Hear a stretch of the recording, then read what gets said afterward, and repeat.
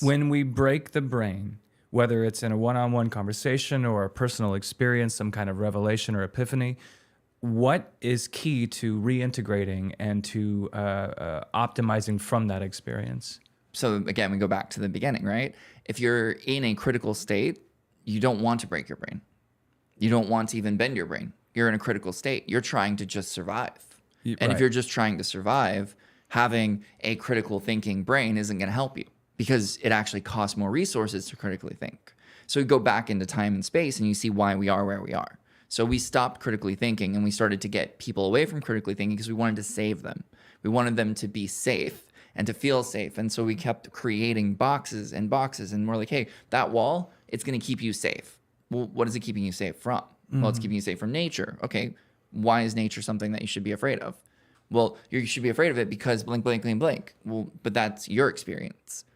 And then those people who were in authority created those experiences as total experiences. Well, this is going to happen to everyone, so I have to defend them.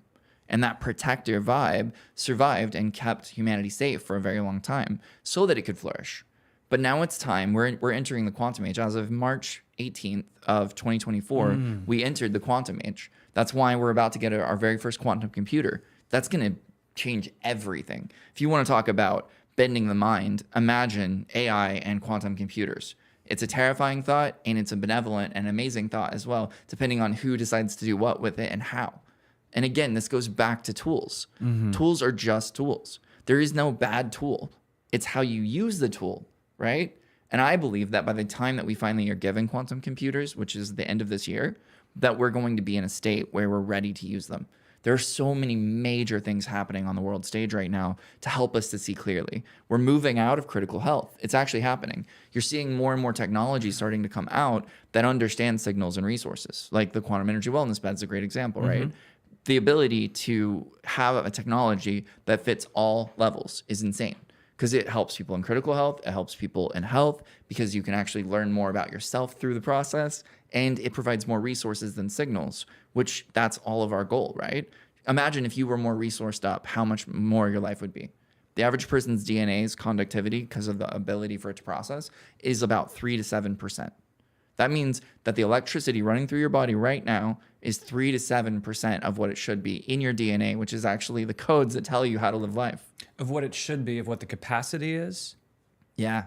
So, for instance, Cloud, which is a Void Space Technologies product, moves that to 98%. So think about that. Now, this is just the scratching of the surface of monoatomics. We're just now beginning to understand how we can move into the next stage. And as we start to do that, I believe in the next 100 years, we're going to be living to be thousands with no issue because we'll understand health is our birthright.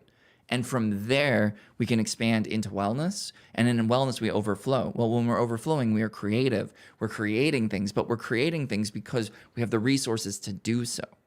And this is the problem with critical health people coming up with the rules. Look at like all of the people that are making the rules. None of them are healthy people. You mean the actual care providers, the doctors, the frontline responders? The people that are supposed to be in charge. Like if I wanted to learn something, right? Like it doesn't matter what it is. I'm going to go to a person that's living that thing. 100%. Like if you're not living that thing, why would I want to go learn from you? Right. And this is how mentorship, this is how everything in the past used to be. You would find somebody that you appreciated what they had, whatever it was, didn't matter. I don't mean coveted, but appreciated it. You were like, this person has worked. They've gotten to where they are. I want to learn from them. And then you would go up to them. We're in an age where like everybody is a self-help guru these days. Even if they only read one book, now they're a guru of it. So the problem with that is gurus, they claim the power of others for themselves so that they can feel better for themselves. Whereas like you are actually yourself.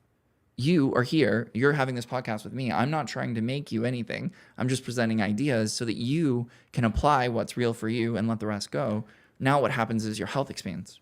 And what's crazy is the more that you actually come into your natural state of who you are, which is going to be very different than mine, you're going to naturally start to heal. And we have studies that prove that.